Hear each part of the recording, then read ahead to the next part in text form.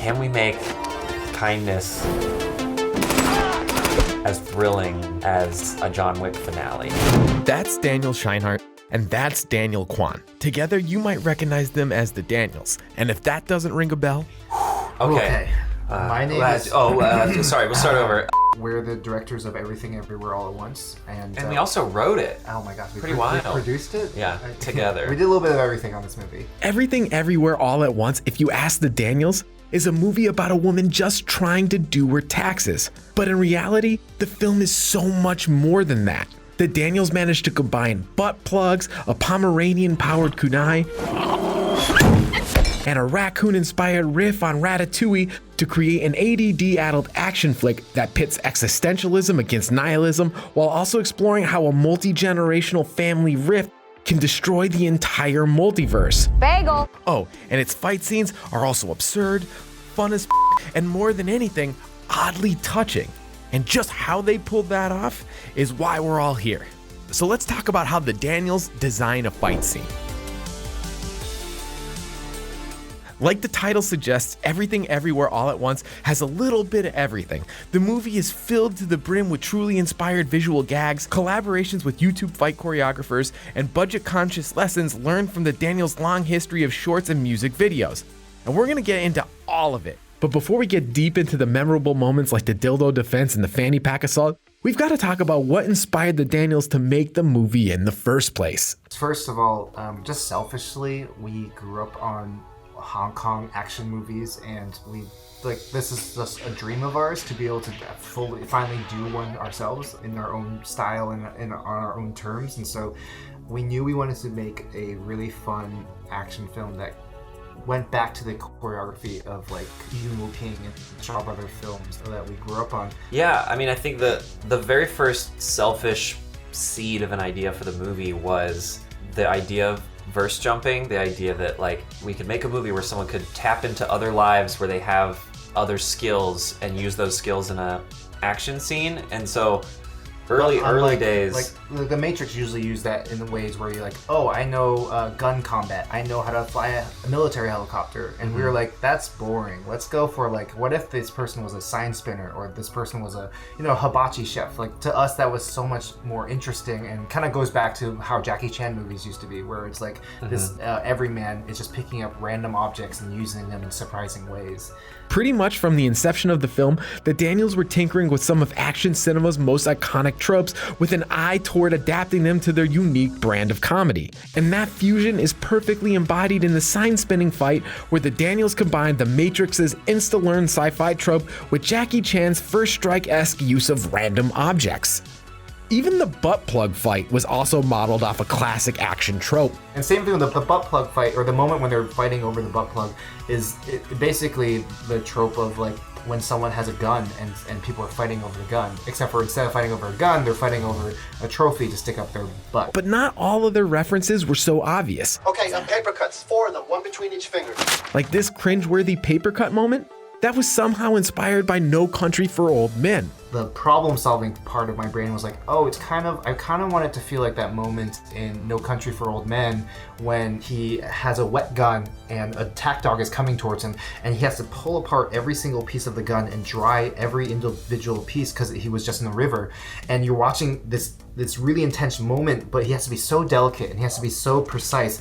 And just as the dog is about to jump and like bite his jugular, he puts the gun together and shoots them. So we're just replacing these tried and true moments that we've seen in action movies with something really silly. All jokes aside, at least for a second, the Daniels did have one major stipulation about making an action movie. But that being said, we also realized that we didn't want to make an action movie that condoned violence. When we came up with this idea of creating an action movie that eventually brought us to a place where the moral message was that empathy and kindness can be just as strong. Can we make a woman trying to be kind to a bunch of people and make them cry? Just as fun as like a Kill Bill. Thrilling. 我理解，但你不是一个服输的人，我又何尝不是？只是我们选择的处理方式不一样。The Daniels were clearly aware of what they wanted to accomplish. The only thing I do know is that we have to be kind. But making an action movie that didn't condone violence was a bit of a paradox. Ensuring all the fights had an element of silliness was definitely a step in the right direction, but first, they needed to find the right on-screen talent and fight choreographers to bring this absurd kung fu kindness to life. It was very important to us that we don't avoid their faces in the fight scenes, which is what Hollywood ends up having to do when actors don't know martial arts or want to do the fights. And so we cast them specifically. From the very genesis of the project, we were like, what if we got Michelle Yeoh to be in our movie? That'd be so cool. And she's an insane martial artist. That'd be like such a treat. And then Key has like stunt training as well as like a black belt in Taekwondo. And we knew that going in, and that, so we choreographed the fights with their skills in mind. Thanks to their kick-ass script, the Daniels were able to get top-tier talent like Michelle Yeoh, but they also needed fight choreographers, which they found in a non-traditional place. The fight scenes, we actually had the Martial Club, this amazing team of martial artists that we found on YouTube. The Daniels needed sophisticated martial artists who can innovate fights that juggled movie references and absurdist comedy, all while working within the film's tight budget constraints. And the Martial Club were low-key the perfect guys for the job. For over a decade, they've been making both original shorts and reimagined fights that were love letters to movies like Ip Man, Mortal Kombat, and Crouching Tiger, Hidden Dragon on their YouTube page. And the Daniels not only leaned on their martial arts skills in front of the camera, but also behind it to help choreograph and visualize what the fights would look like. They did a lot of pre-visits beforehand just to show us what their fight scenes were like, and it was actually really great because some of the shots that they did were perfect, and we lifted that and copied it for our thing. But then also a lot of times just seeing something not done the way you want to do it, it like really sparks a lot for you. While the Martial Club helped the Daniels a ton with early fight ideas and camera coverage options, those ideas weren't set in stone.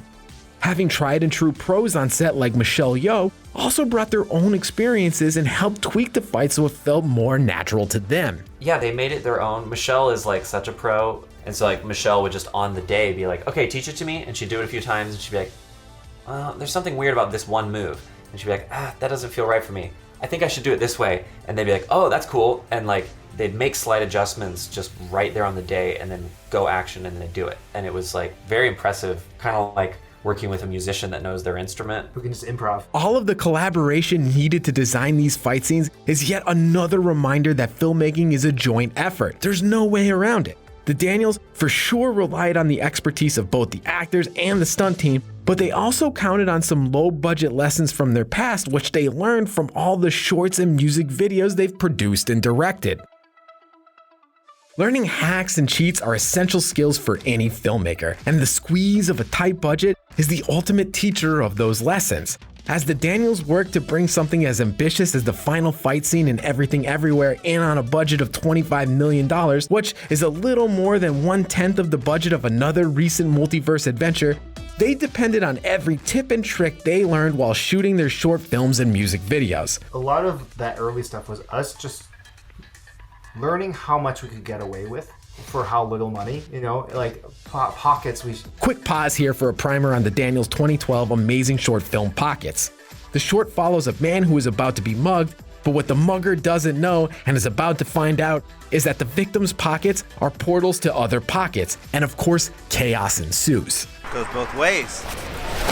We just ran around with a camera with two friends and just tried to see how much we could get away with, and then how much we could fix in post and how much we could fix in the edit. That's usually what people say you shouldn't do. Don't fix it in post, it's bad. But if we're the ones doing the post, then maybe it's okay. And we end up learning our limits, and we also ended up learning how efficient you can be as a filmmaker when you are just really smart about it. And so that to me is like a big part of what birthed our unique camera style. Even Everything Everywhere, you can tell it's a lower budget film. It's got this handmade quality to it, but it just feels good. And I think that was something that we've kind of figured out and really fine-tuned with our shorts. Learning to push the limits of their skills and what they could fix in post turned out to be immensely important for Everything Everywhere All at Once, especially considering the VFX team was only 5 guys who managed to deliver just under 500 VFX shots for the film.